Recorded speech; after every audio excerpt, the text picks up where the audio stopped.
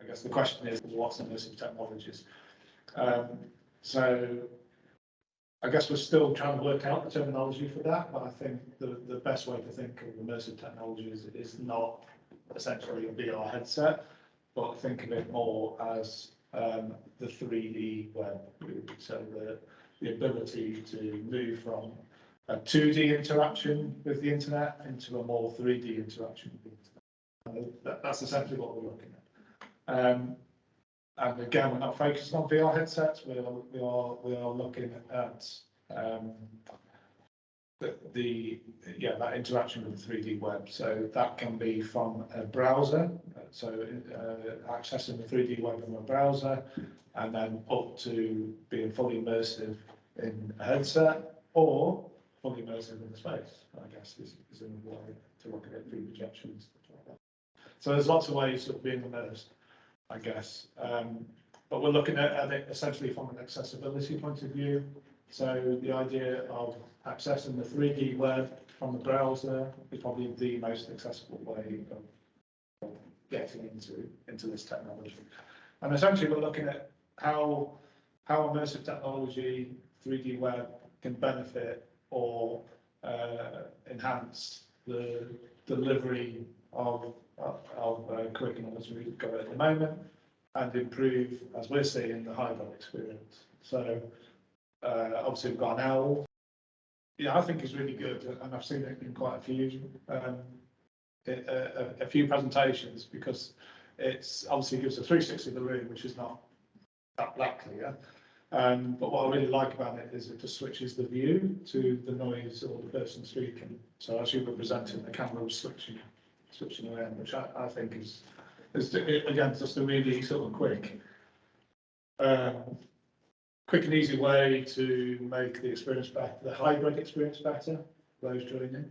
And I think essentially that's what we're doing for the Accelerate project, is basically how can we make the hybrid experience better, that sort of physical and virtual experience. Because what we found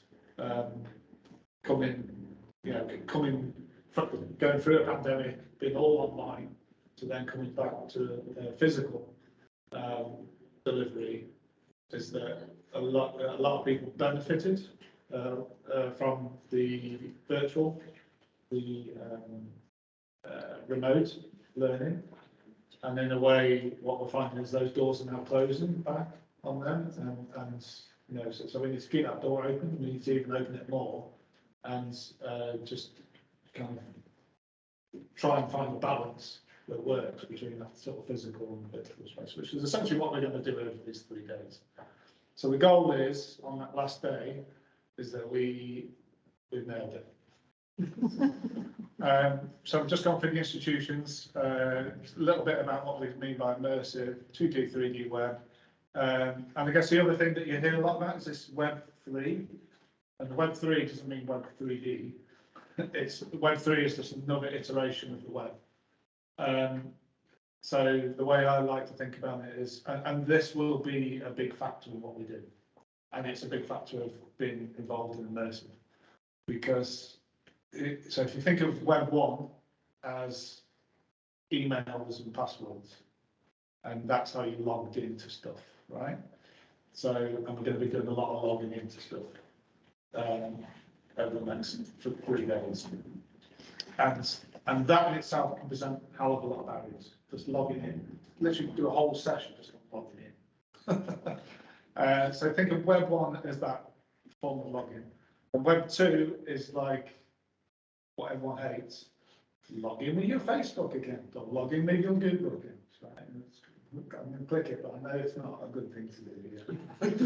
But I'll do it anyway because it's easy. So that's Web 2, and then which again we'll be doing, because we're going to, if we're going to use Oculus headsets, we've got to use Facebook account. So we'll be using Web 2 for that, logins. And then you've got Web 3, and that's why I'm just sort of flagging it there. Web 3 is your crypto wallet, basically, essentially. That'll be the new login system that will replace Web 2.1 in the future. And a lot of immersive technology and the metaverse is merging with the crypto. space. So, you know, it's, we're kind of going in that world. So in a couple of years' time, you will have students coming here with Web3 logins, and you'll be having to navigate Web3 logins. Again, that's kind of horizon stuff down the road. It's coming. It's coming. It's here. So these are some of the tools we're going to be using around the immersive ecosystem. Like I said, Frame VR. Mimic is the name of the platform that we're developing, or was the name of inherited platform, and that's going to change. The name's going to change, and the branding is going to change. And it's built on A-frame, which is that. Is that right? Yeah. Well, we're integrating A-frame into it. And integrate it. So A-frame to that, which is the what do you call it? This kind of infrastructure. There's a word for it.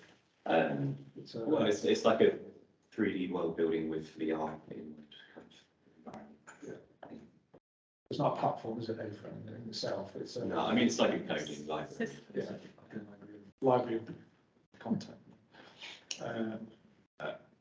Like an infrastructure library. Yeah, let's call it that. And then Frame VR is also built on A-frame.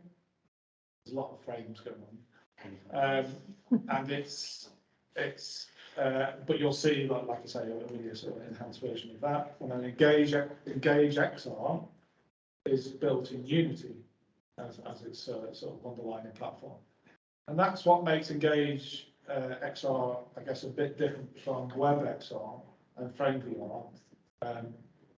So Web XR and A-frame and Frame and Mimic and all those sorts of things are essentially, you don't need to download applications. That's what makes them a bit more accessible. You don't need to download a whole load of stuff onto your computer to access those platforms. You'll literally just go to a browser, URL, you're in. With other platforms in the ecosystem, they're kind of a bit more, takes a bit more to get into it, really. And I think, so the Engage, you need to download, it's actually a downloaded app that you need to put onto the computer. That's because, you know, it's basically just got, you know, it's just basically, I guess, a bit more advanced in terms of its the visuals and the experiences and the sort of interactions that can happen than what you can do in WebXR. So you just need to download that extra bit. And that's the same with Gravity Sketch as well. Well, that's an app that's downloaded onto the headset or downloaded onto the computer if you're joining on the desktop. So I guess this is what we need to get our heads around about, you know, what is, you know, is that value, downloading something? And I think the idea of just being able to just log in straight from a browser is very appealing to a lot of people. Well, not log in. With a lot of these platforms, you don't even have to log in. You can actually join totally, which again is really nice. But obviously that limits the amount of stuff you can